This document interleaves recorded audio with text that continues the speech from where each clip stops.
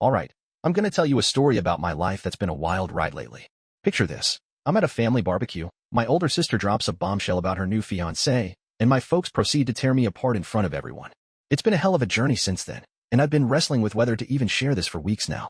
I always knew my family had their favorite, but what went down last month pushed me over the edge. Let me give you some background.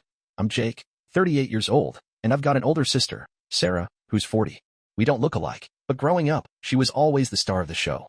Met her at school, tons of friends, captain of the softball team, you name it, she crushed it. Me? I was just alright. Decent grades, a couple buddies, not a total screw-up, just nothing special. My parents never bothered hiding who they liked more. I'd hear, why can't you be more like Sarah, pretty much every other day. So, here's the deal. I got hitched at 25 to my high school sweetheart, Emily. We had some good years, but things fizzled out, and we split 2 years back. No big blowout, no cheating, just two people who didn't fit anymore. Meanwhile, Sarah's been with her boyfriend, Mark, for 4 years, and the family treats him like he's some kind of saint. He's a solid guy, I'll give him that. But my parents act like he's the second coming or something. Anyway, last month, Mom sends out a text to the family chat about a big barbecue at their place. I almost bailed, honestly, I wish I had, but you know how family pulls you in, always hoping it'll be different this time. I roll up late because the highway was a parking lot, and everyone's already there. Mom, Dad, Sarah, Mark, my younger brother Tim and his wife, their 2 kids, plus some cousins and neighbors. I grab a soda and try to fade into the crowd like usual. Halfway through, Sarah stands up, taps her glass with a spoon, and the whole yard goes quiet. She announces she and Mark are engaged. People cheer. I clap too, she's my sister, and I'm genuinely stoked for her. But then it all goes south. Dad, already on his 2nd burger and 4th beer, gets up with this big, sloppy grin and yells, finally, one kid who's not a total letdown. Not like the sorry sack who can't even hold on to a marriage.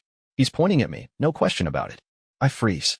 The chatter dies for a second, and then Mom pipes up. We should have stopped at one kid. We knew which one was gonna flop. And then everyone laughs hard.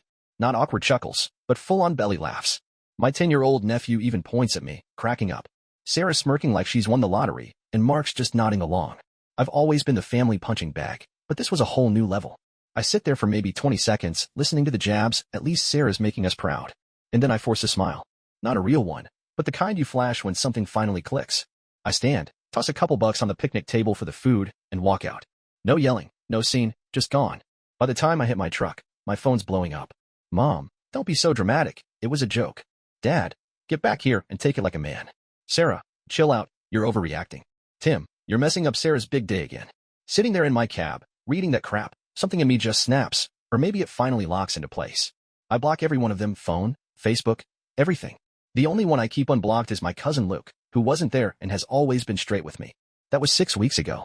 Since then, I've moved to a new place, my old lease was up anyway, got a fresh phone number, and basically vanished from their world. Luke says they figured I was just sulking for a couple weeks before it hit them I was done. And you know what? It's been quiet, peaceful, even. I didn't realize how much I was always waiting for the next dig or dreading the next call. My shrink, I started seeing her after the divorce, says I've been making real headway lately, more than in the last year combined. Here's where it gets juicy. Luke's been filling me in, and turns out Sarah's perfect little life ain't so perfect. That big teaching job she was lined up for? Fell apart. All those shiny vacation pics on her socials? She and Mark are up to their eyeballs in credit card debt. The fancy engagement bash they were planning? Pushed back, no explanation. Meanwhile, I've been getting my act together, hitting the weights, hanging out with old buddies my family always trashed, and kicking off a little woodworking gig on the side. Nothing huge, just making custom cutting boards and stuff. Cleared my first $800 last week. Luke says Mom and Dad have been hounding him about me, getting antsy to track me down, not because they're sorry, but because they need something. He's not sure what yet, but I'll find out soon enough. Part of me wants to cut them off for good, but another part's itching to see their faces when they figure out I'm not their doormat anymore. I ain't decided yet, but for once, I'm calling the shots, and it feels damn good. So, I left off with my family's world starting to crack while I'm finally getting some traction, right? Let's dive into what's happened since that barbecue blowout. It's been about 2 months now, and I'm still getting used to this weird calm that's settled over my life. No more waking up to Mom's passive-aggressive texts about how Sarah's killing it or Dad's rants about me being a letdown. My new place is nothing fancy. Think chip paint on the walls and a couch I snagged off Craigslist, but it's mine, and that's something. I've been pouring myself into my woodworking side gig, too. Those cutting boards I mentioned? They're selling steady on this online marketplace, nothing to retire on, but I'm up to a couple grand total now. Plus, it keeps my hands busy and my head clear. Meanwhile, Luke's been my lifeline to the family chaos. He called me up about 3 weeks after I went dark, sounding like he'd just run a marathon. Jake, man, you gotta hear this, he says, and I can tell he's half laughing, half stressed. Turns out Sarah's engagement glow didn't last long.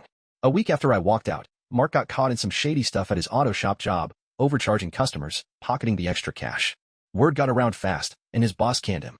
Sarah's been trying to play it off like it's no big deal, posting pics of them smiling at some lake. But Luke says they're fighting nonstop behind closed doors. That big wedding they were hyping up? On ice indefinitely. And get this, they're rent's overdue because Mark's been blowing what little savings they had on some get-rich-quick scheme that tanked. Then there's Mom and Dad. Luke says they're freaking out, not about me at first, mind you, but about their own mess. Dad's hardware store, the one he's been running since I was a kid, is circling the drain. His main supplier pulled out after he missed too many payments, and now he's scrambling to keep the lights on.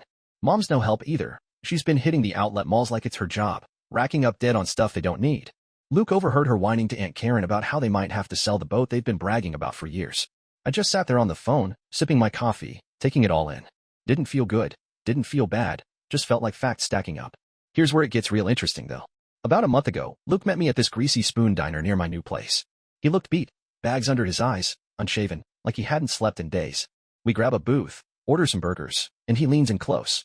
"They're looking for you, Jake," he says, voice low. Like, hard. I raise an eyebrow and ask what's up. Turns out Mom and Dad finally noticed I'm gone, not because they miss me, nah, but because they're desperate. See, with Sarah and Mark's money drying up and Dad's store tanking, they're in a hole. A big one. Luke says they've been showing up at my old apartment, banging on the door, hassling the new tenant, a college kid named Derek who's probably regretting his lease now.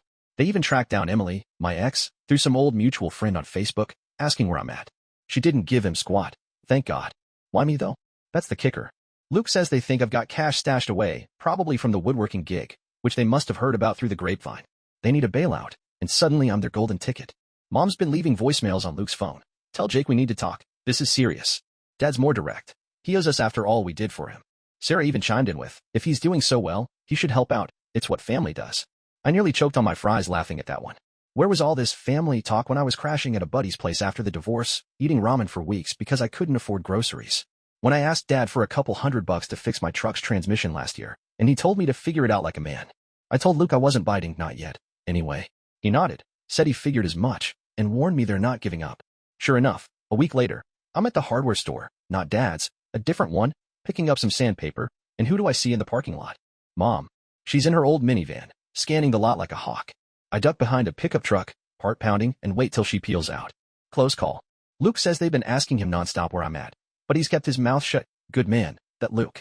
Thing is, I'm torn. Part of me wants to keep ghosting them, let them stew in their own mess. But another part's curious. What's their next move?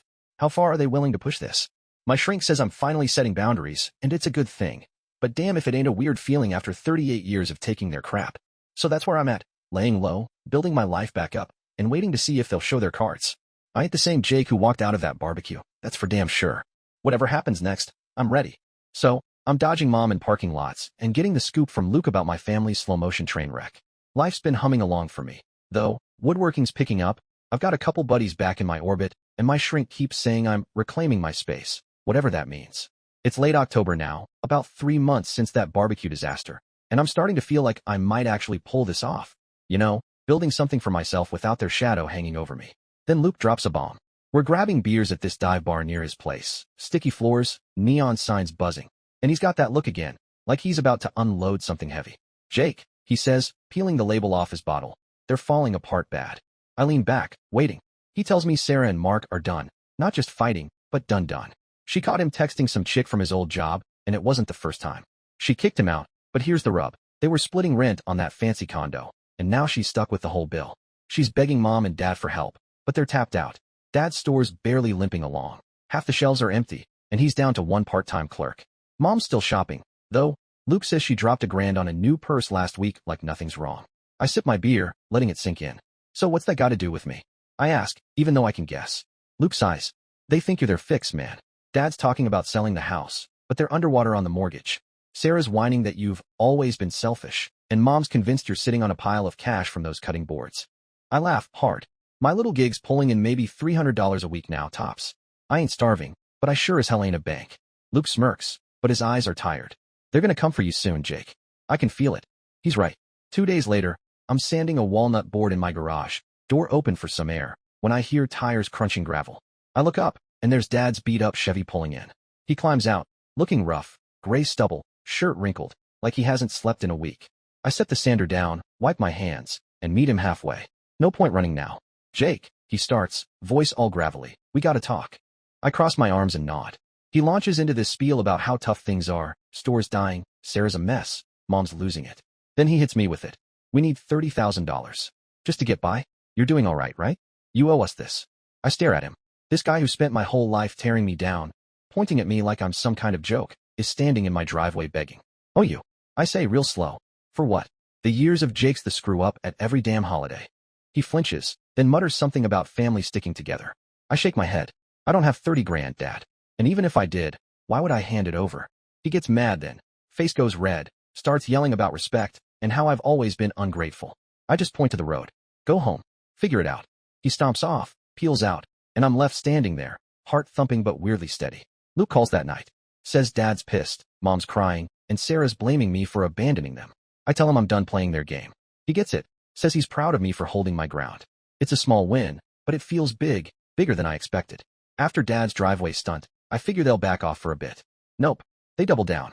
It's mid-November now, and my phone, new number and all, starts lighting up with unknown callers. I don't answer, but the voicemails pile up. Mom's sobbing. Jake, please, we're your family. Sarah's snippy. You think you're better than us now, huh? Dad's growling. Call me back. Damn it, or you'll regret it. I save 'em all, just in case, but I don't budge. My shrink says it's classic guilt-tripping, textbook stuff, and I'm starting to see it for what it is, noise.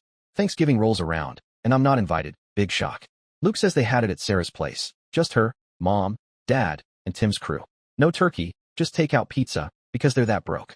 I spend the day with my buddy Mike and his wife, grilled steaks, football on the TV, no drama. Best holiday I've had in years. But while I'm carving into my ribeye, Luke texts me a heads up, they're planning something. Watch your back.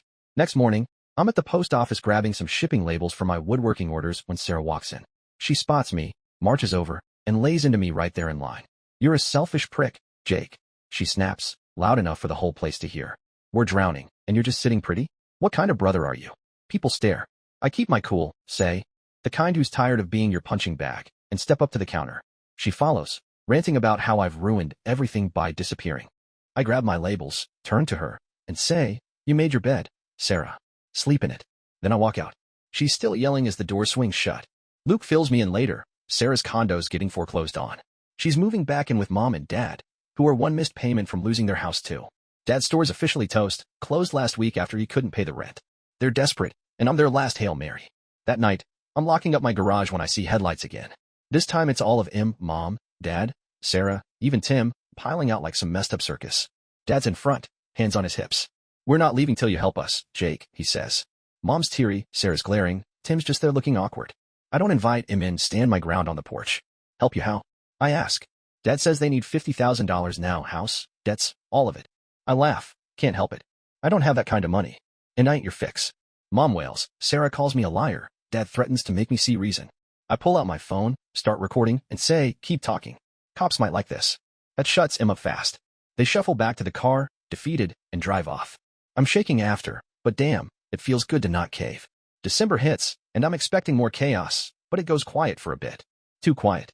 I'm cranking out holiday orders, cutting boards, coasters, even some custom signs, and pulling in decent cash, enough to fix my truck's heater finally. Luke says the family's licking their wounds, but they're still whispering my name like I'm some magic fix. I'm starting to think maybe they've given up when Christmas Eve rolls around. I'm at home, sipping whiskey by a little tree I threw together, nothing fancy, just some lights and a star, when the doorbell rings. It's Tim, alone, hands stuffed in his pockets. Can we talk? He asks. I let him in, wary. He sits on my lumpy couch and spills it. The family's broke, Sarah's a wreck, Mom's on meds for stress, Dad's drinking more than ever. They're sorry, Jake, he says. For real this time. I raise an eyebrow. They send you to say that? He shakes his head. No, this is me. I was at that barbecue too, laughing. I shouldn't have. I'm sorry. It's the first real apology I've gotten, and it hits different, quiet, honest. I pour him a drink, and we talk. He's not asking for money, just wants to mend something. Turns out his wife's fed up with the family too. They're barely hanging on themselves.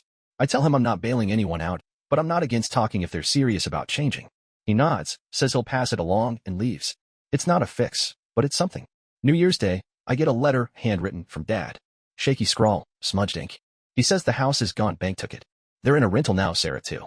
Store's history, and he's looking for work at 62. I messed up, Jake, he writes. Not just now, always. With you. I'm sorry. No begging, just that. I sit on it for days, wrestling with it. Luke says Mom's still in denial. Sarah's bitter, but Dad and Tim are trying. I decide to test it, call Dad, set up a coffee mate, just us. We meet at a diner, neutral ground. He looks old, shrunk, like the fight's gone out of him. I order black coffee. He gets tea, hands trembling as he stirs it. I meant it, he says. I was wrong about you, Jake. Always figured Sarah'd carry us, and you just. I dunno, Fade. Didn't see you clear till now. We talk, really talk, for the first time in years. He admits he leaned on Sarah to feel like he'd done something right, and I was the easy target when he felt small. It's raw, messy, not some movie moment, but it's real. I tell him I'm not a cash machine, but I'll help with practical stuff, job leads, budgeting, whatever, if they meet me halfway. He agrees, says he'll drag Mom and Sarah to counseling if he has to. Back home, I call Tim. He's in, says Sarah's coming around. Mom's a maybe. We set up a family sit-down, no money on the table, just words. It's tense. Mom deflects, Sarah sulks, but Dad and Tim push. We agree to therapy, slow steps.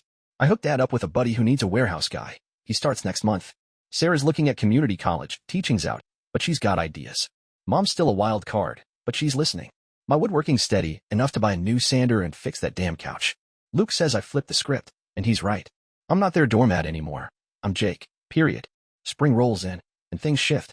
Therapy's a slog. Mom bails half the time. Sarah snaps a lot, but Dad and Tim stick it out.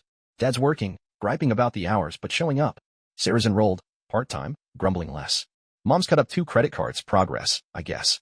I'm not their savior, just a guy at the table, and that's fine. Tim's family moves out, small place, but theirs. We grill at my place sometimes, no big speeches, just food and quiet. Sarah brings a new guy one night, shy, decent. Dad claps my shoulder, says, "You're all right, Jake." Mom nods, rare for her. My shop's humming $500 weeks now, and I'm eyeing a bigger space. Luke crashes my couch some weekends, calls me the comeback king. I laugh it off, but he's not wrong. I walked away from their mess and built mine instead. Ain't perfect, but it's solid, my terms, my life.